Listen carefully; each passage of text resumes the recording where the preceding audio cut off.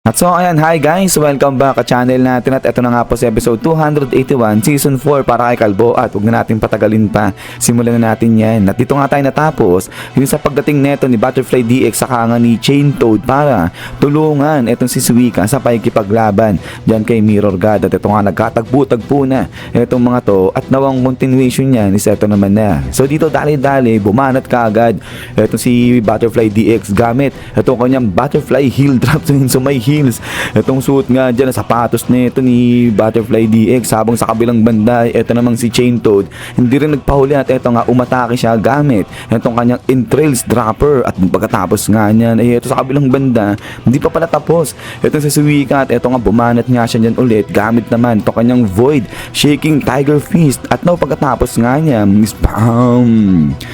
Grabe, parang wala pang ilang segundo tapos kagad bagsak dyan itong mga heroes natin at eto nga ngayon ay kuha-kuha ni Mirror God itong si Suika at inangat niya yan. Sabay sabi na nga dyan na nasaan na raw si King. So talagang si King yung pakay, yung talagang gustong labanan nito ni Mirror God. At eto nga ngayon ay talagang kala mo grip parang pinipipi ni Mirror God itong mukha nga dito ni Suika. At eto nga naiinis na lang dyan itong si Suika kasi wala siyang magawa at eto nga nahihirapan nga siya na makaalis dito sa pagkakagrab sa kanya ni Mirror God. At din maya pa ito nga sa kabilang banda ay nagsisidatingan na rin itong mga kasamahan nga ni Saitama. So lupit na mga to, talaga nagpadaos-dos sila dito sa may pader na nga to pababa doon sa may parang daanan ng tren. At ito nga wala, sige, grabe dito talagang madali itong mga name victims na nga na to. At pagkatapos nga niyan, ito nga ngayon nakita na nila ay yung si Mirror God so nagkatitigan ng bagya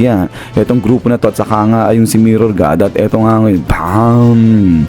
Medyo malakasan na yung datingan ng mga to, nakakatawang konti pero eto nga datingan na itong Hero Name Victims Association na nga na to. At eto ngayon ay forma sila rito, sabay sabi nga nila dyan na sila nga yung tinatawag na Hero Name Victim Association. At ngayon sa wakas nakita na nga raw nila yung halimaw na yan. So ngayon kalakip yung kanilang iisang mga puso ay babanatan doon nila, gugulpihin nila yung halimaw na yan at tatalunin. Ba't din pagkatapos nga niyan, eto nga ngayon takbuhan na, sigawan dito etong mga to. So grabe, kahit yung sigaw nila nakakatawa But then anyways ay pagkatapos nga niyan ay eto salita na etong si Suika. Sabi niya nga dyan na tumakbo na, umalis na etong grupo na to dahil hindi nga raw nila magagawang matalo etong si Mirror God. So kasi nga ang last nito ni Mirror God Dragon Drift level yan. Pero eto nga ay tingin-tingin lang ito si Mirror God dyan sa grupo ng Hero Name Victim Association. At din eto nga ngayon inanalyze na ni Mirror God etong mga to. At eto nga nakita niya nga dyan etong muna si The Great Degenerate. So yun yung pangalan niya, Hero Name The Great Degenerate, Desired Name Change, Magic Hand. So may pagkaastig pala yung gustong pangalan na hero name neto ni Great Degenerate, Magic Hand. So kasi nga ito yung mga kamay niya lumilipad at ito nga inatake niya na nga dyan itong si Mirror God. At dito naman sa kabilang banda ay ina-analyze na rin pati nga itong si Red Nose. So yun pangalan niya nga, Hero Name Red Nose, Desired Name Change, Red Thunder. At ito nga babanat na itong si Red Nose dyan. At ito naman sa kabilang banda yung pagkaka-analyze ni Mirror God dito, Hero Name Drunkard, Desired Name Change, Young Man. So parang wala nang dating nga yung sa pangalan nito ni Drunkard na gusto niyang palitan, Young Man. But anyways ay dito naman sa kabilang banda ito naman si Topi Warrior Hero Name at yung kanyang Desired Name Change, Gold Need Warrior. Ayun, so medyo may datingan naman itong gusto mga pangalan nito naman ni Topi Warrior. At ito naman sa kabilang banda, ito si Manong, Hero Name Dr. Grumpy Pervert, yung Desired Name Change niya naman,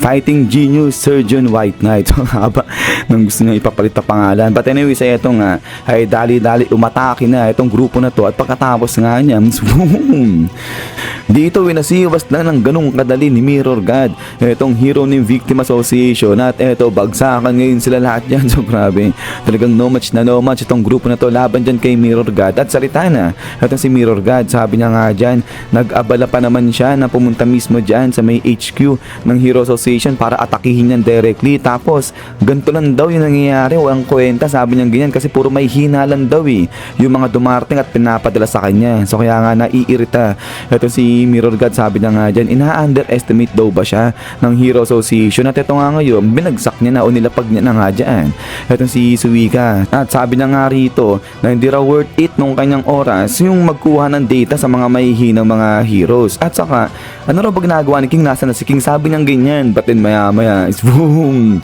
Dito biglang iniikot-ikot na naman ito ni Mirror God. Itong kanyang kamay at parang kala mo nagcha-charge. Itong si Mirror God dyan, sabi niya nga dito na parang kailangan niya pag gumawa ng mas malaking eksena para lumabas nga raw at dumating si King para labanan siya. So dito bahagyang napapailag na nga itong si Suika at pagkatapos nga niya na ito naman biglang tanong kay Saitama at sabi niya nga dyan na parang dito bande yung narinig niyang tunog at ito nga sa may ibaba niya nakita niya bigla na nagliwanag. So nagulat itong si Kalbo at pagkatapos nga niya boom, dito kala mo grabe may pinakawalan dito na pagkalaki-laki. Eto si Mirror God at eto nga sa kabilang banda ay nagpalabas na nga siya ng kanyang power blast at eto talagang nagulat. Eto si Robert saka nga eto si Blackie kasi nga tatamaan na sila na eto ng parang atake nga dyan yung pinakawalan ni Mirror God. At then eto nga ngayon sa kabilang banda bumuga na rin.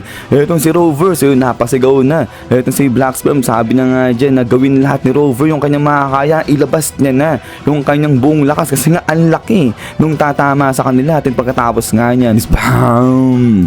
Dito nagsalpukan na yung power blast ni Mirror God at saka power blast nito ni Rover at pagkatapos nga niyan boom, grabe talaga naman parang lalamunin na ng power blast ni Mirror God itong dalawa pero yun nga sigaw na sigaw rito itong si Black Sperm sabi na nga dyan na wag raw titigil dyan itong si Rover at cheer niya si Rover sabi na nga dyan hold on there sabi niya ganyan at eto nga sa kabilang banda ay banda dito sa may may malayo dumarating na rin ito nga si Blue at nakita niya nga yung action na nangyayari doon sa may HQ so ito talaga nagugulat dito itong si Blue sa nakikita niya at pagkatapos yan ay ito nga ngayon usok-usok dito kala Mirror God so yun so na halt dito o na hold off nila Rover itong pag-atake ni Mirror God pero yun nga sa kabilang banda ay para maglalabas nga ulit siya rito nung kanyang mga power orb at ito talagang takot at takot itong hero ni Victim Association kasi nga nakita nila ang lakas na ito ni Mirror God but then maya pa eto nga takbuhan na eto mga to grabe takot sila sabi nga nila dyan fall back so yun ang bilis karipas dito etong hero ng Victim Association but then suddenly pang dito biglang nahulog na dumating na itong si Saitama so nagulat itong hero ng Victim Association sabi nga nila Saitama nandito nga nung ginagawa mo rito at sabi nga nila umalis na sila rito kasi nga kailangan nilang tumakas kasi ang lakas daw nung kalaban but then ito biglang lingon na itong si Saitama sabi nga niya rito sa kanyang mga kasamahan nakakala niya magpapasikat itong mga to para mabago nga yung kanilang pangalan tapos ito ngayon aalis sila tatakbo sila pero yun sabi nga dito ng hero ng Victim Association kasi out of their league daw nila etong halimo na to sobrang lakas at eto nga ngayon ay para naguguluhan lang dito ito si Mirror God sa nangyayari nga dito sa hero ng Victim Association sa kay Saitama but then maya ay eto nga salita na eto si Mirror God at eto nga ngayon si Saitama tumindig na rin sa harapan niya at eto nga yung sabi ni Mirror God kilala niya raw eto si Saitama diba isang A-class hero sabi niyang ganyan at